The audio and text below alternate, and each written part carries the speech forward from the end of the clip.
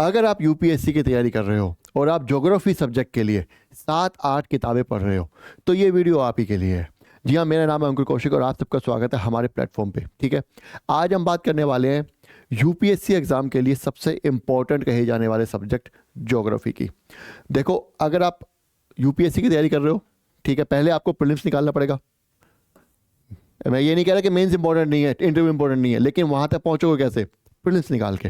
और प्रीलिम्स के लिए मैं आपको बताऊं, कुछ चीज़ें ऐसी होती हैं जो सिर्फ प्रीलिम्स के लिए ही की जाती हैं। ठीक है, तो आपको जब एग्जाम से 3-4 महीने बचे हों, 2 महीने, 3 महीने, 4 महीने बचे हों, उस टाइम पे कुछ चीज़ें ऐसी करनी पड़ती हैं जो प्रीलिम्स स्पेसिफिक होती हैं, और उसी बुक लिस्ट की हम आज बात करने वाले हैं। ज्योग्राफी की क्यों बात कर रहा हूँ मैं? ज्योग्राफी की बात कर रहा हूँ तो मैं ज्योग्राफी की बुक लिस्ट, अब आपको सबको पता है। आप कहोगे सर आप इस वीडियो में क्या अलग बताने वाले हो? मैं आपको ये अलग बताने वाला हूँ कि वो जो आप 7-8 किताबें पढ़ रहे थे, आपको उनकी ज़रूरत नहीं है। मैं आपको 3 ही में काम निपटा दूंगा। ठीक है, पहले हम ज्योग्राफी की इंपॉर्टेंस डिस्कस कर लेते हैं।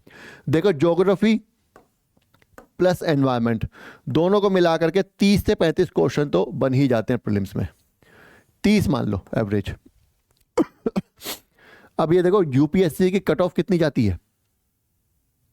45 क्वेश्चन, 90, 30 क्वेश्चन आपको ज्योग्राफी दे रहा है और एनवायरनमेंट मिला करके। तो इसलिए मैंने इसको सबसे ज़्यादा इंपॉर्टेंट कहे जाने वाला सब्जेक्ट कहा है। ठीक है, अब ज्योग्राफी के साथ एक प्रॉब्लम आती है। प्रॉब्लम ये आती है कि जिन लोगों का ज्योग्राफी ऑप्शनल है, उनकी तो बात कोई दिक्कत नहीं है, उनको तो कोई प्रॉब्लम नहीं है। ज्योग्राफी के साथ एक प्रॉब्लम है। क्या प्रॉब्लम है? जिन लोगों का ऑप्शनल है ज्योग्राफी, उनको तो सब कुछ पता है सोर्स के बारे में भी, और उनका तो सिलेबस भी कंप्लीट है, उनको कुछ पढ़ने की जरूरत नहीं है। लेकिन जो जीएस वाले बच्चे हैं, उनको क्या होता है कि ज्योग्राफी का सिलेबस बहुत बड़ा लगता है, और क्योंकि बड़ा लगता भी है और है भी, तो इसलिए वो बहुत सारी किताबें ज्योग्राफी में पढ़ने लगते हैं, जिससे कि उनका टाइम ज़्यादा वेस्ट होता है। मैं इनको यहाँ पे 3 किताबें ऐसी बताऊंगा, सिर्फ 3 सोर्स ऐसे बताऊंगा जिससे कि आपका सिलेबस खत्म हो जाएगा। मीन्स का लिए हम अलग वीडियो बनाएंगे, इस वीडियो में हम प्रीलिम्स की बजाय फोकस करेंगे।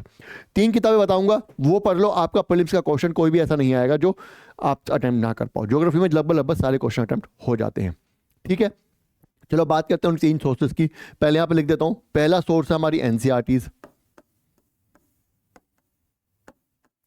ठीक है, दूसरा सोर्स मैं यहां पे लिख देता हूं, दूसरा सोर्स है हमारा जीसी लियोंग, और तीसरा सोर्स है हमारा एनी बुक, कोई भी बुक। अभी बताऊंगा, कोई भी नहीं हो सकती, बताऊंगा, या किसी कोचिंग के नोट्स, क्लास नोट्स, वो वाले नोट्स जो कोचिंग की जो बुकलेट मिलती है वो नहीं पढ़नी है। कोचिंग के नोट्स, क्लास नोट्स जो होते हैं उनकी बात कर रहा हूं मैं, वो भी अच्छे। अब ये बात कर लेते हैं हम। देखो, सबसे पहले हम एनसीईआरटीज की बात करते हैं। एनसीईआरटीज आपको 6 to 12 पढ़नी पड़ेंगी, सारी की सारी। इसके साथ आपका कोई कॉम्प्रोमाइज नहीं है, और कहीं आपको कॉम्प्रोमाइज करना है आप कर लो, यहां आपको कोई कॉम्प्रोमाइज नहीं करना। अगर आपने एनसीईआरटीज में 6 to 12 में जरा सा भी आपने कॉम्प्रोमाइज किया तो आपके प्रीलिम्स की तैयारी कॉम्प्रोमाइज हो जाएगी। ये बात ध्यान रखना। डायरेक्ट क्वेश्चन आ जाते हैं यहां से, इनडायरेक्ट तो आते ही आते हैं कितने, और वो इनडायरेक्ट जो बाहर से आते हैं, एनसीईआरटी से नहीं आते, उनको भी आप एनसीईआरटी पढ़े बिना सॉल्व नहीं कर सकते। तो इसके साथ कोई कॉम्प्रोमाइज नहीं है। पुरानी एनसीईआरटी पे मत जाना, नई ही पढ़ना। ठीक है, नई से आपका काम हो जाएगा। तीसरा जो बुक लिस्ट है, अभी हम एक बात और ध्यान रखो, ये जो बुक लिस्ट है ये पीवाईक्यूज से अलग है। पीवाईक्यूज भी करने पड़ेंगे आपको, बता रहा हूं मैं, भी उस पर भी आऊंगा। दूसरा जो हमारा सोर्स है वो है हमारा जीसी लियोंग। अब ये थोड़ा सा डिबेटेबल है।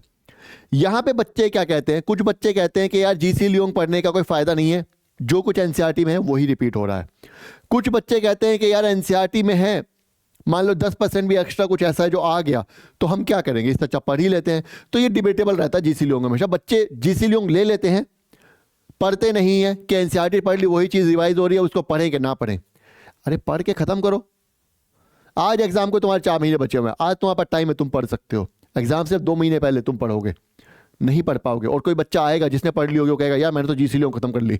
तो एक भाई एग्जाम से 1 महीना पहले, 2 महीना पहले तुम कंफ्यूज हो जाओगे, पढ़ूं कि ना पढ़ूं, मैं पढ़ लेता हूं। अब तुम्हारे पास टाइम नहीं है जीसी लियोंग पढ़ने का। तो करना क्या है यार, जो चीजें रिवाइज रिपीट हो रही हैं उनको छोड़ दो, जो तुम्हें नया लग रहा है उसको अंडरलाइन कर लो, बस इतना ही करना है, हो गया तुम्हारा काम, जीसी लियोंग का काम खत्म। अगर एनसीईआरटी में जो लिखा है वही जीसी लियोंग में है तो जीसी लियोंग में आपका टाइम वेस्ट नहीं होगा, उल्टा आपकी रिवीजन हो जाएगी। तो मैं तो यही सलाह दूंगा आपको कि पढ़ पढ़ा के खत्म करो एक बार में, बात का झंझट ना रहे, आज ही कर लो जो करना है, ठीक है। ये हो गया। तीसरा जो हमारा सोर्स है वो है हमारा एनी बुक, कोई भी बुक। और कोई भी बुक से मेरा मतलब ये नहीं है कि कोई राह चलते हुए किसी ने आपको कोई किताब पकड़ा दी। यूपीएससी के लिए जो बुक बनी है वो बुक, कोई भी ऐसी बुक जो कि यूपीएससी पैटर्न पे बनी हुई है, यूपीएससी में जो काम आती है। पता कैसे चलेगा आपको, उसका भी तरीका बता देता हूं। कोई भी किताब उठा लो जो भी आपने लेनी है, आप पीवाईक्यूज उठाओ। हम प्रीलिम्स की बात कर रहे हैं तो प्रीलिम्स के पीवाईक्यूज उठाओ।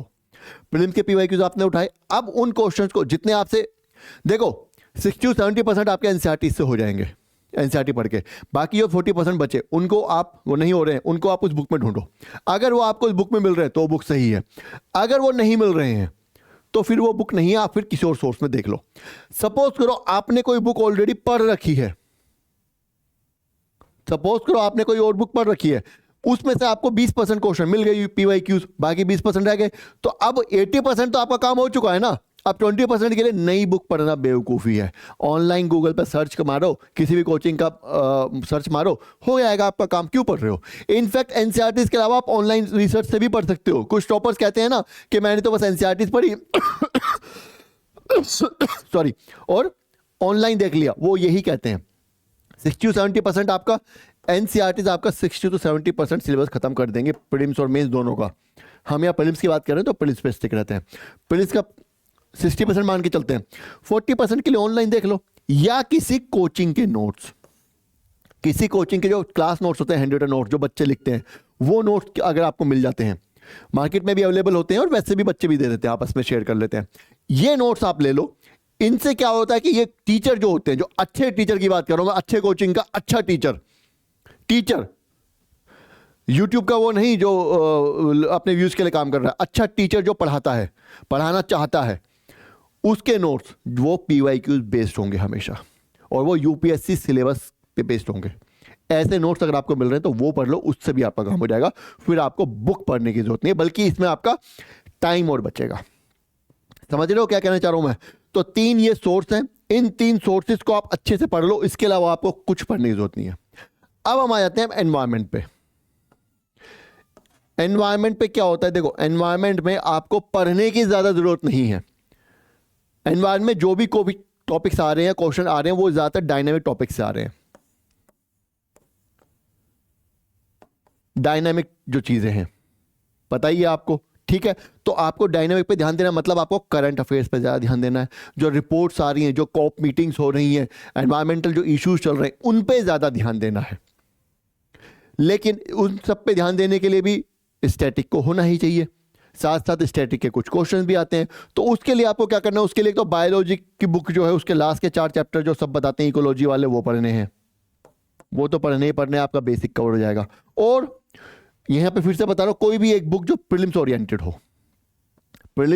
हो या किसी कोचिंग के नोट्स, कोई भी एक बुक जो प्रीलिम्स ओरिएंटेड हो या कोचिंग के नोट्स, वो ही आपके लिए मोर देन इनफ है। साथ में करंट अफेयर्स, जो हमारी रिसर्च है करंट अफेयर्स की, वो काम करेगी। इसके अलावा एनवायरमेंट में कुछ पढ़ने की जरूरत नहीं है। और ये बुक भी या नोट्स भी मैं बोलूँगा कम से कम छोटे से छोटे हो, क्रिस्पी से क्रिस्पी हो, ताकि आपका टॉपिक कवर हो जाए, आपका टाइम वेस्ट ना हो। एनवायरमेंट में बहुत लंबा कुछ डेप्थ में जाकर पढ़ने की जरूरत नहीं है। तो ठीक है, इस तरीके से अगर आप तैयारी करेंगे तो आपके 30 से 35 क्वेश्चन आपके ये तैयार हो जाएंगे। सारे नहीं होंगे ठीक, लेकिन